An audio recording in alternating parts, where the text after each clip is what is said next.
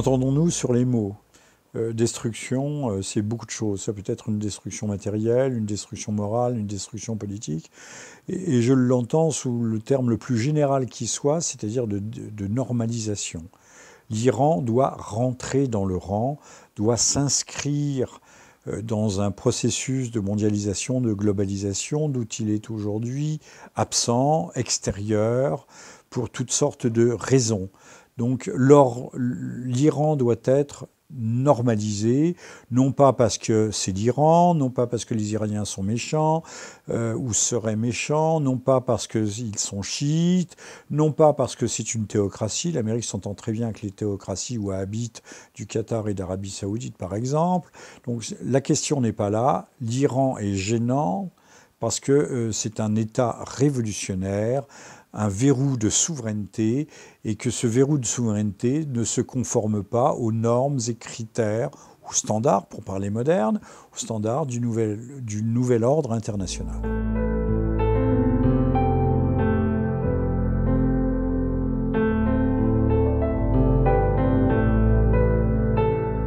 Alors, on n'a pas besoin de penser que ça soit nécessaire pour que cela soit nécessaire. Je m'inscris, et ma réflexion s'inscrit dans une logique systémique, et dans une logique systémique qui est mue par une certaine inertie, c'est-à-dire les processus logiques sont commencés et ne s'arrêtent pas en fonction des caprices des uns ou des autres. Tout cela pour dire que il y a une exigence de part du système global qui dépasse les individus, qui dépasse les décideurs politiques, même si les décideurs politiques sont ceux qui vont appliquer tel ou tel type de politique. À telle enseigne que M. Bush aurait certainement commencé une guerre en accord avec M. Netanyahou contre l'Iran, une guerre ouverte. M. Obama, lui, apparemment, est beaucoup plus réticent. Mais il n'est pas réticent sur le fond, il est réticent sur la forme.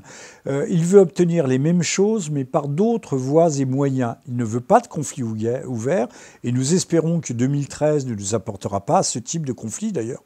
Je crois que les Israéliens y ont renoncé. Et d'ailleurs, les états-majors israéliens, aussi bien du renseignement que les états-majors militaires, depuis 2010, essayent de dissuader les politiques d'engager cette épreuve de force pour laquelle Israël n'est pas à la hauteur, a priori. Eh bien, mais ce ne veut pas dire que les États-Unis aient renoncé à réintégrer l'Iran, encore une fois, dans ce processus d'unification du marché et de création d'une vaste zone d'influence qui serait sous contrôle de l'Empire américain.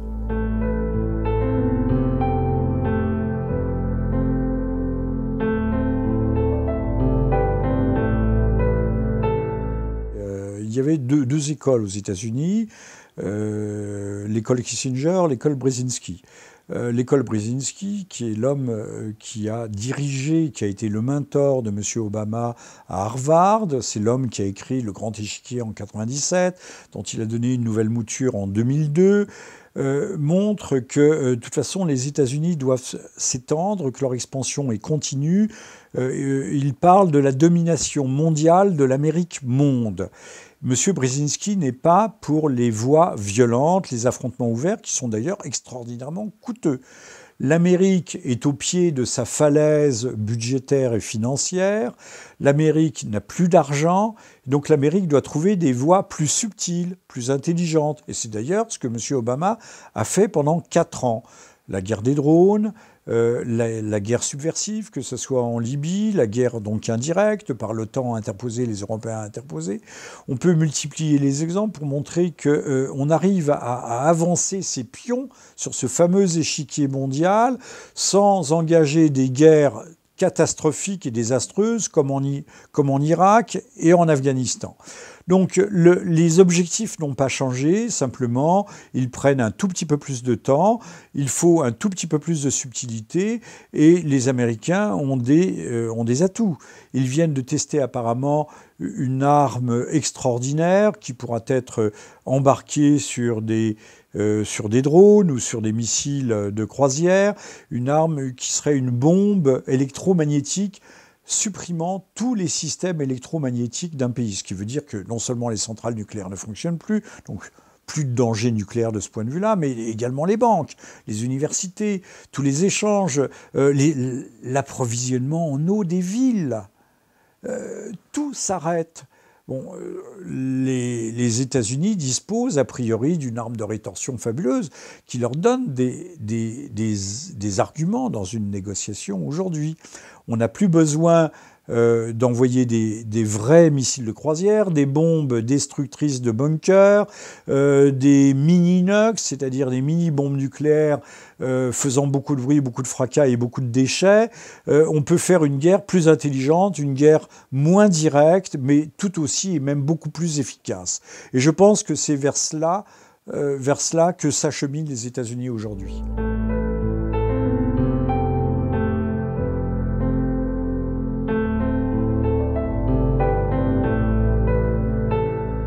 Monsieur Obama a l'intention, et une intention ferme et marquée, même si les médias semblent s'en apercevoir aujourd'hui, de nommer un homme, un républicain, au lieu et place de Mme Clinton à la tête du département d'État, qui est un homme qui s'est opposé à la guerre contre l'Irak en 2003, qui s'est opposé aux sanctions contre l'Iran et qui est un chaud partisan du dialogue et qui ne ménage pas ses critiques à l'encontre de l'État israélien, de l'État hébreu, en disant que les intérêts américains ne sont pas ceux de l'État d'Israël. Ce qui le fait passer d'ailleurs pour un antisémite. Chose extraordinaire. Si on n'a plus le droit de dire quoi que ce soit sur qui que ce soit, où va-t-on? Bon, il a le droit de ne pas être de cet avis sans être évidemment taxé des pires vices mentaux et moraux qui soient sur cette planète. Mais on sait depuis longtemps que M. Obama ne s'entend pas avec le chef du Likoud, M. Netanyahou. Nous attendons d'ailleurs de ce point de vue le résultat des élections en Israël au cours du mois de janvier, qui reconduiront ou qui consolideront le Likoud au pouvoir, qui lui donneront davantage encore de légitimité, ou au contraire.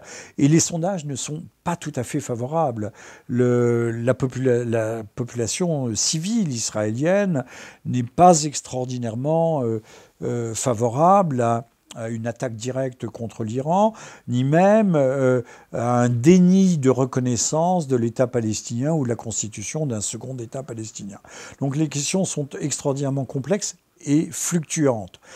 Mais il est clair aujourd'hui que M. Obama donne une nouvelle tournure à sa politique étrangère, notamment sous l'influence de M. Brzezinski, que j'ai déjà cité, qui souhaite au fond les mêmes choses que M. Netanyahou, mais sous une autre forme. Et M. Brzezinski est allé jusqu'à dire « nous ne sommes pas les mules », c'est-à-dire les mulets, et l'on sait le rôle que cet animal a joué dans la conquête du Grand Ouest aux États-Unis à l'époque des pionniers. Nous ne sommes pas les mules de l'État hébreu. Et cela en dit long aujourd'hui sur cette volonté d'émancipation de la politique extérieure internationale des Américains par rapport à leurs amis, à leurs alliés très proches que sont les Israéliens.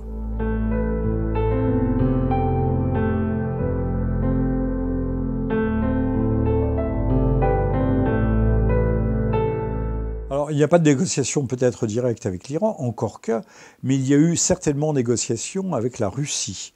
Une flottille russe est arrivée en Méditerranée orientale à destination de Tartous, le port militaire russe de la Fédération de Russie, la seule base d'ailleurs sur cette Méditerranée orientale, au moment même, à quelques jours près, où quittaient 2 porte-avions, dont le Dwight Eisenhower, avec toute la flotte qui l'accompagne, parce qu'un porte-avions, c'est une véritable armada. Ce sont des destroyers, ce sont des chasseurs les destroyers qui sont des chasseurs de sous-marins, ce sont des bateaux usines, des bateaux ravitailleurs. Enfin, c'est tout à fait extraordinaire. Chaque porte-avions est accompagné d'une trentaine de bâtiments de guerre. Ces 2 porte-avions américains ont quitté la zone, comme par hasard. Était-ce un signe au moment où, justement, les États-Unis essayent d'obtenir des accommodements, une recherche de compromis sur le départ du président Bachar el-Assad de Syrie et une alternance politique? Celle-ci se fera ou ne se fera pas. Les Russes font du maintien de l'intégrité de la Syrie et du fait que la Syrie ne tombe pas dans l'orbite occidentaliste, je dis bien occidentaliste et non pas occidentale, en font une question de principe, puisque c'est leur dernier point d'appui sur la Méditerranée, et que du point de vue géostratégique et géopolitique, la Syrie est tout à fait essentielle. C'est une sorte de ligne rouge à ne pas franchir. Mais il faut savoir aussi que la Syrie est le vestibule ou le préambule de l'Iran. Qui fait tomber la Syrie, affaiblit et isole encore plus l'Iran sur la scène régionale et internationale. Donc, vous me parliez d'accord. Alors, il y a une rumeur folle qui court à ce propos. On dit que Mme Clinton aurait été l'objet d'un accident, aurait été plutôt la victime d'un accident aérien,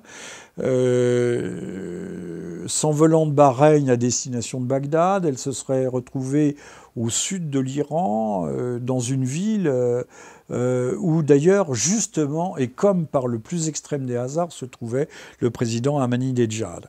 Alors, y avait-il eu un projet de conversation à haut niveau? On a parlé de la présence d'un officier des Navy Seals de haut rang, d'extrême compétence, donc des forces spéciales américaines, venu d'Afghanistan tout spécialement.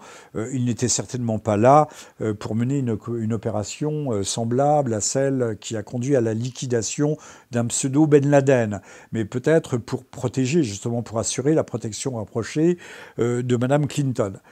Toujours est-il qu'il y aurait eu un accident au cours de laquelle Mme Clinton aurait été blessée, certains membres de l'équipage tués, ce qui a conduit à son hospitalisation, vous le savez, pour une thrombose cérébrale, un caillot de sang qui se serait formé dans les sinus à proximité de l'oreille, ce qui fait rire tous les spécialistes. Tout ça n'est pas très cohérent, ne tient pas tellement debout.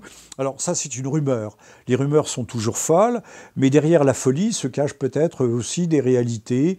Encore une fois, les États-Unis disposant de ces armes terrifiantes aujourd'hui de coercition, que sont ces armes électromagnétiques, peut-être essaye-t-elle de trouver un moyen terme avec l'Iran, sachant que les États-Unis et le département d'État, ou en tout cas l'administration américaine, a déjà fait savoir qu'elle accepterait un certain taux d'enrichissement de l'uranium de la part de l'Iran, si tant est que ce taux d'enrichissement soit strictement contrôlé.